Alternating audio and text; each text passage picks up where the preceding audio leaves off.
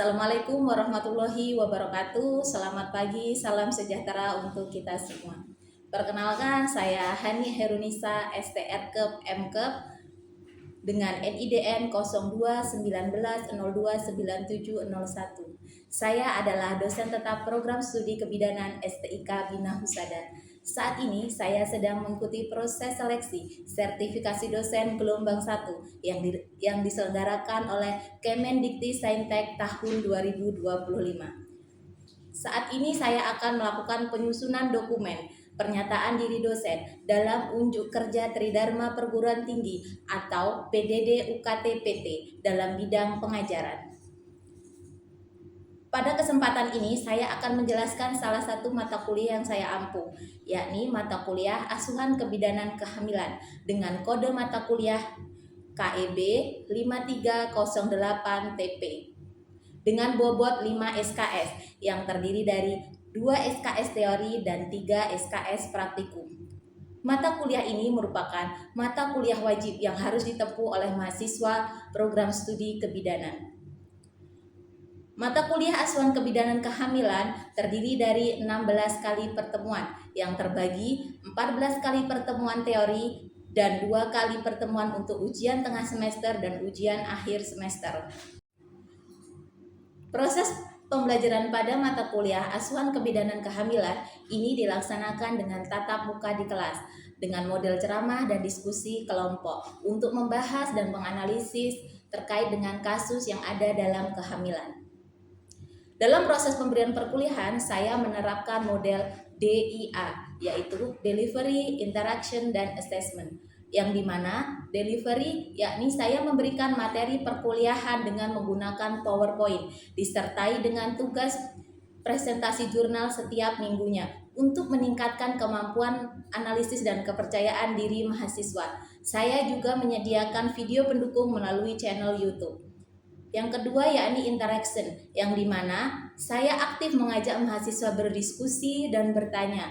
Sesi tanya jawab dilakukan baik di kelas maupun melalui grup WA jika ada hal-hal yang kurang tersampaikan di dalam kelas. Assessment, pada saat kontrak perkuliahan awal saya menyampaikan kaitannya dengan penilaian kepada mahasiswa terkait dengan target capaian, yang dimana penilaian terdiri dari kehadiran dan partisipasi dengan bobot 10%, tugas mandiri dengan bobot 15%, tugas terstruktur dengan bobot 15%, ujian tengah semester dengan bobot 20%, dan ujian akhir semester dengan bobot 40%. Sistem penilaian kami lakukan secara transparan dengan memberikan nilai secara langsung, baik tugas maupun hasil ujian mahasiswa pada SIAKAD, di mana mahasiswa dapat mengakses penilaian tersebut menggunakan akun masing-masing mahasiswa. SIAKAD ini sendiri merupakan sistem informasi akademik yang digunakan oleh STIK Bina Husada sebagai media pembelajaran untuk memudahkan proses pembelajaran yang dapat diakses oleh mahasiswa dan oleh dosen. Adapun capaian pembelajaran lulusan mata kuliah Asuhan Kebidanan Kehamilan yang telah ditetapkan oleh program studi ialah lulusan diharapkan menunjukkan sikap bertanggung jawab atas pekerjaan di bidang keahliannya secara mandiri, menjalankan praktik kebidanan sesuai dengan kompetensi, kewenangan, dan kode etik profesi, menguasai metode dan teknik pengetahuan dalam asuhan kebidanan pada kehamilan, mengetahui pengetahuan faktual tentang jenis, tanda gejala, penyakit-penyakit pada kehamilan, mampu menunjukkan kinerja yang bermutu dan terukur, mampu memecahkan masalah pekerjaan dengan sifat dan konteks yang sesuai dengan bidang keahliannya, mampu melakukan asuhan kebidanan pada kehamilan, mampu mengidentifikasi penyimpangan. Adapun capaian pembelajaran khusus mata kuliah Asuhan Kebidanan Kehamilan yaitu mahasiswa mampu menunjukkan sikap bertanggung jawab atas pekerjaannya di bidang keahliannya secara mandiri. Mahasiswa mampu menjalankan praktik kebidanan sesuai dengan kompetensi, kewenangan, dan kode etik profesi. Mahasiswa mampu mengetahui pengetahuan faktual, kemudian tanda gejala kehamilan, tanda bahaya kehamilan. Mahasiswa mampu melakukan asuhan kebidanan kehamilan normal sesuai standar kompetensi bidan. Mahasiswa mampu mengidentifikasi penyimpangan atau kelainan pada kasus kehamilan. Untuk mencapai capaian pembelajaran tersebut, adapun materi kuliah terdiri dari pemeriksaan diagnostik kehamilan, perubahan dan adaptasi pada masa kehamilan, konsep pemeriksaan fisik pada ibu hamil, asuhan pada ibu hamil dengan standar 10T, senam hamil dan kelas ibu hamil, pendidikan kesehatan, kehamilan dengan penyulit obstetrik, kehamilan dengan kelainan letak, presentasi, dan kehamilan ganda, kegawat daruratan pada kehamilan, kehamilan dengan resiko tinggi, dan pengisian buku KIA. Adapun referensi-referensi yang saya gunakan dalam proses pembelajaran mata kuliah ini menggunakan sumber referensi terkini yang berasal dari buku dan jurnal ilmiah. Terdapat pula hasil dari penelitian saya yang saya integrasikan yang dijadikan referensi sebagai mata kuliah asuhan kebidanan kehamilan yang telah tercantum di dalam RPS Rencana Pembelajaran Semester. Demikian pemaparan deskripsi mata kuliah asuhan kebidanan kehamilan. Berikut cuplikan proses pembelajaran mata kuliah asuhan kebidanan yang saya lakukan. Bismillahirrahmanirrahim. Assalamualaikum warahmatullahi wabarakatuh. Waalaikumsalam warahmatullahi wabarakatuh. Selamat pagi, salam sejahtera untuk kita semua. Puji syukur kita panjatkan atas kehadirat Allah Subhanahu wa Ta'ala, karena pada kesempatan pagi hari ini kita semua dapat diberikan kesehatan sehingga kita dapat melaksanakan perkuliahan dalam keadaan sehat tanpa suatu kekurangan apapun. Dua kalinya sholawat serta salam tetap kita curahkan kepada Nabi junjungan kita Muhammad SAW yang kita nantikan syafaatnya kelak di yaumul akhir. Amin. Bagaimana kabar hari ini adik-adik? Baik ya, masih semangat? Semangat. Ya, oke, karena kan ini masih pagi, jadi masih semangat ya. Baik, sebelum kita mulai perkuliahan, alangkah baiknya kita berdoa terlebih dahulu agar ilmu yang kita peroleh hari ini dapat bermanfaat. Ketua kelas silahkan dipimpin doa. Sebelum memulai pembelajaran pada hari ini, ada baiknya kita membaca doa terlebih dahulu menurut agama dan kepercayaan masing-masing. Berdoa dimulai. Berdoa selesai. Oke, agar lebih bersemangat mungkin kita bisa pimpin yel terlebih dahulu ya, biar kita lebih fresh, lebih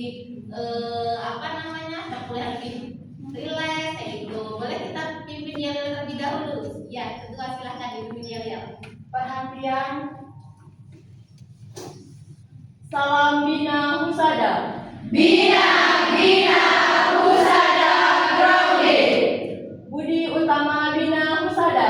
Visioner, jujur, peduli, disiplin, yes. Wah, oke. Baik, sebelum Ibu masuk perkuliahan hari ini, Ibu absen terlebih dahulu ya. Wayan, hadir. Iis, hadir. Hafsah, hadir ya. Yeni, hadir. Oke. Rinda, hadir.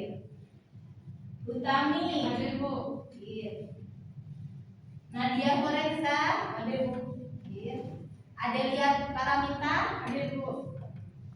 Anjeli, hadir. Aswatun, hadir. Tarisa, hadir. Yesi, hadir. Putri, hadir. Yana, hadir. Yuhana, hadir. Hadir semua ya untuk perkuliahan pada pagi hari ini. Baik, di sini kita akan memulai perkuliahan, yakni perkuliahan tentang asuhan kebidanan dalam kehamilan ya. Ini merupakan materi pertemuan kita yang ketiga. Di sini kita akan membahas tentang konsep pemeriksaan fisik pada ibu hamil. Dengan tujuan pembelajaran, mahasiswa mampu memahami konsep dasar pemeriksaan fisik pada ibu hamil, mahasiswa mampu melakukan pemeriksaan inspeksi pada kepala, leher, payudara, abdomen, ekstremitas, dan genitalia eksternal. Mahasiswa mampu melakukan pemeriksaan perkusi refleks patella. Kemudian mahasiswa mampu mengidentifikasi masalah pada setiap temuan abnormal. Itu adalah tujuan pembelajaran kita pada pagi hari ini. Sebelum perkuliahan kita masuk ke materi, kita review terlebih dahulu materi kita yang sebelumnya. Sebelumnya kita masuk materi apa di pertemuan kedua kemarin, ada yang masih ingat? Perubahan Fisiologis pada masa kehamilan. Oke, perubahan fisiologis pada masa kehamilan. Ada yang bisa sebutkan atau yang masih ingat kemarin di pertemuan sebelumnya itu apa saja? Ya, Utami silahkan. Ada perubahan sistem endokrin, perubahan sistem muskuloskeletal, dan perubahan fisiologi sistem reproduksi. Oke, terima kasih Utami. Ada yang menambahkan? Saya Bu, Ya, Asta. ada sistem invertemen, terus sistem kardiovaskular, sama sistem pemilihan, terus sistem sudah ya, muskuloskeletal, sama sistem reproduksi. Ya, oke, masih ingat ya pertemuan yang sebelumnya. Baik, kalau masih ingat, kita sekarang masuk ke materi pertemuan kita pada pagi hari ini.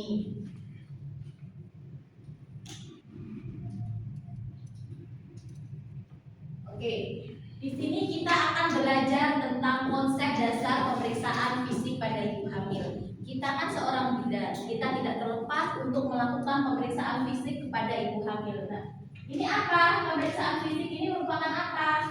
Nah, merupakan bagian integral dari asuhan komprehensif, asuhan secara menyeluruh pada ibu hamil. Jadi penting bagi kita untuk melakukan pemeriksaan fisik pada ibu hamil ya. Tujuannya untuk apa? Nah, di sini ada deteksi dini, mengidentifikasi kelainan secara dini. Jadi ketika nanti kita lakukan pemeriksaan, kita ada temuan, tadi kan kita sudah deteksi secara awal ya, secara dini tadi.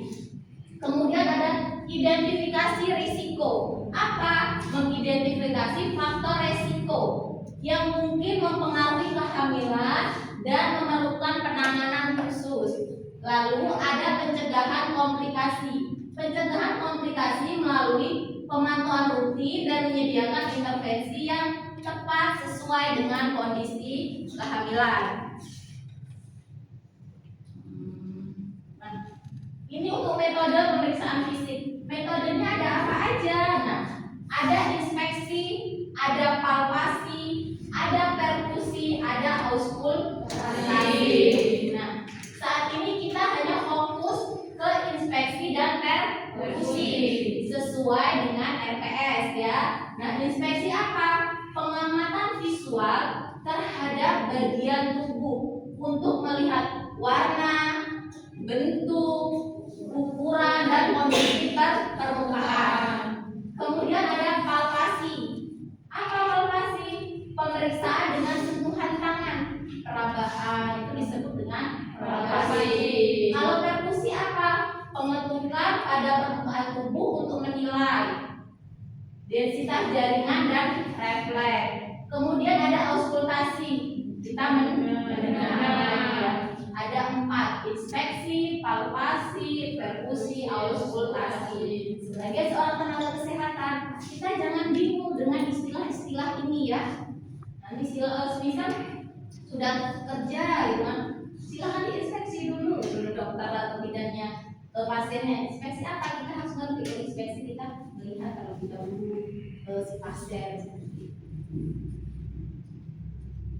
Kemudian ada pemeriksaan inspeksi di bagian kepala dan leher. Apa sih yang kita periksa di bagian kepala dan leher?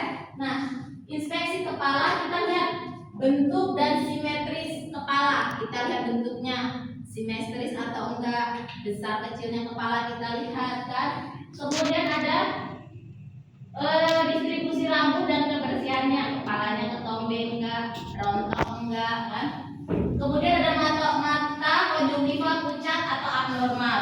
Kita lihat bagian konjungtivanya. Kenapa kita perlu lihat? Karena kita lihat pasiennya anemia atau enggak, kan kita lihat dari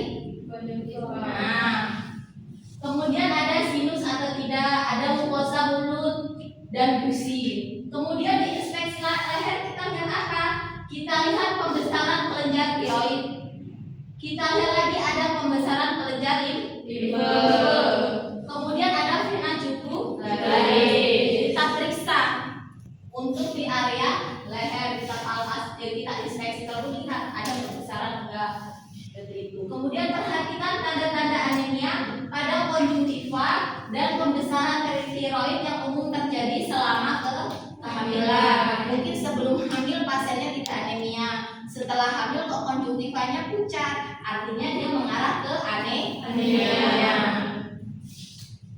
Nah, masalah umumnya apa yang sering terjadi pada pemeriksaan kepala dan leher? Pertama ada anemia dalam kehamilan tadi, ditandai dengan konjungtiva pucat, bibir pucat dan kelelahan. Nilai HB-nya kurang dari 11. Itu untuk dikatakan anemia dalam kehamilan. Kemudian di sini ada pembesaran tiroid, dapat disebabkan oleh perubahan fisiologis kehamilan atau kondisi patologis seperti hipertiroidisme. Butuh pemeriksaan lebih lanjut bila disertai takikardi dan intoleransi panas.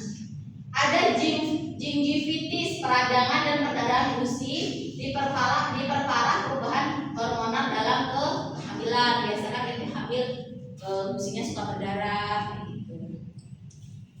Selanjutnya kita lakukan pemeriksaan inspeksi pada area payudara. Aspek apa yang diperiksa? Bentuk dan simetris payudara. Kita lihat bentuknya, kemudian perubahan warna kulitnya, ada pembesaran atau enggak. Nah, teknik pemeriksaannya bisa menggunakan inspeksi tadi. Nah, apa tanda yang perlu dilakukan rujukan ketika kita temuin apa? Nah, di sini sudah tertera bahwasanya terdapat massa tertarik atau tidak berubah. Kemudian ada discharge berdarah atau purulen. Kemudian ada kemerahan dan nyeri yang tidak reda. Tujuannya untuk apa kita melakukan pemeriksaan payudara? Kan kaitannya nanti ibu hamil kan melahirkan, kan ada kita memberikan ASI eksklusif ya. Jadi kita perlu melakukan pemeriksaan payudara. Untuk pemeriksaan inspeksi abdomen, kita lihat bentuk dan ukuran, kondisi kulit, gerakan jari dan umbilikus. Kita lihat dulu kondisi kulitnya seperti apa. Biasanya kan ibu hamil di area perut kulitnya mengalami strain gravida, kemudian ada lineal nigra. Nah, itu tetap kita harus lakukan pemeriksaan. Terus kita lihat juga gerakan jarinya. Nah, ini adalah masalah-masalah umum pada pemeriksaan abdomen. Ketidaksesuaian usia kehamilan. Bila DF sesuai dengan usia kehamilan, maka perlu dipertimbangkan kesalahan menentukan HPHT. Kemudian kehamilan kembar, ada polihidramnion atau oligohidramnion, pertumbuhan janin terhambat, ada makrosomia dan mola hidatidosa. Kelainan posisi janin di sini ada letak sungsang, letak lintang, kemudian ada presentasi bunga atau dahi. Nah, ini perlu dilakukan tindak lanjut untuk dilakukan pemeriksaan USG. Nah, sekarang kita ke pemeriksaan inspeksi ekstremitas. Ekstremitas ada ekstremitas atas dan ekstremitas bawah. Apa aja yang perlu kita lakukan pemeriksaan ketika di ekstremitas atas? Kita lihat simetris kedua tangan. Kita lihat tangannya simetris enggak. Kemudian kita lihat kukunya kita lihat mengalami sianosis atau tidak, kan biru-biru atau enggak kukunya. Kemudian ada grooving, ada polylogisma atau anemia. Kan anemia juga bisa dilihat dari kuku ya. Kemudian ada ödem enggak pada tangan? Ödem tahu ya, bengkak, tangannya lagi bengkak enggak. Kenapa kita melakukan pemeriksaan? Karena nanti kalau misal ada yang area tubuh ada yang bengkak, takutnya nanti pasiennya mengalami ditandai dengan tekanan darah tinggi. Kemudian ada pucat pada telapak tangan.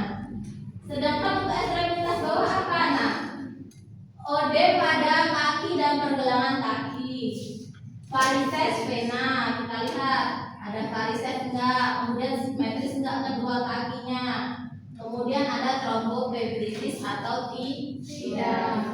Nah, edem pada ekstremitas bawah perlu diwaspadai terutama bila disertai hipertensi, ya tekanan darah tinggi tadi, dan protein urin yang dapat mengindikasi adanya preeklamsi. Nah, di sini kita lanjut ada pemeriksaan inspeksi genitalia eksterna.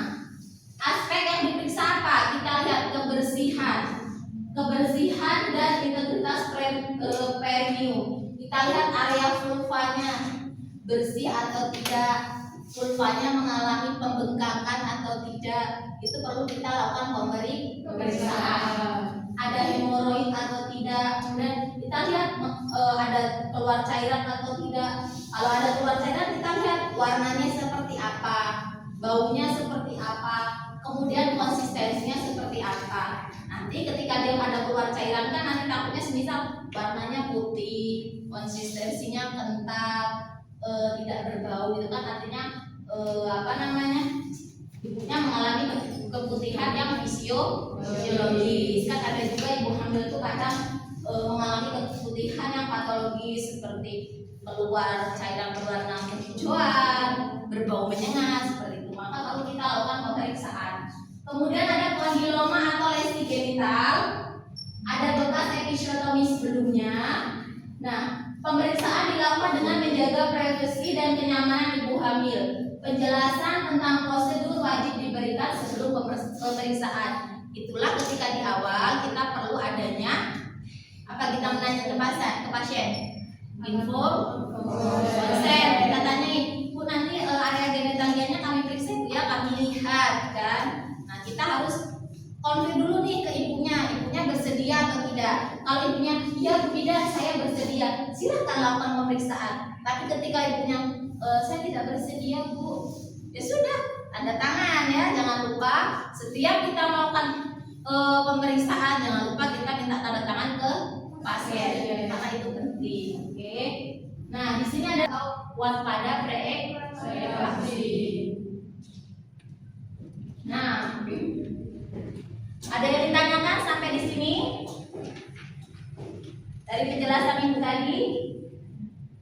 Silakan kalau yang tanya. Ya, Wayan.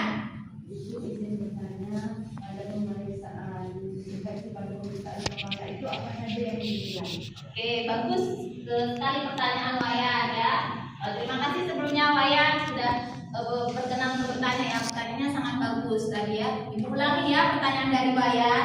Apa saja sih Bu yang perlu kita lakukan pemeriksaan pada area kepala pada saat inspeksi? Tadi kan ada 4 jenis pemeriksaan kan? Nah, kita fokuskan ke inspeksi area kepala.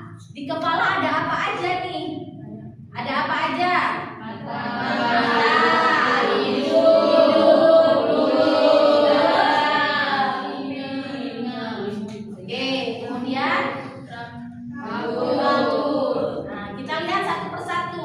Dari kepala kita nilai. Tadi ya kepalanya kita lihat bentuk kepalanya, kemudian kebersihan area kepalanya, kemudian rambutnya rontok atau tidak, kemudian di area mata kita lihat konjungtivanya pucat atau tidak. Tapi kalau semisal pucat artinya pasiennya kenapa? Ya, kita lihat, kita lakukan pemeriksaan. Dan nanti untuk cara bagaimana melakukan pemeriksaannya, kita akan melakukan teknik pemeriksaannya pada saat perkuliahan praktikum ya, di lab dengan pangkep kita langsung mencoba untuk melakukan pemeriksaan.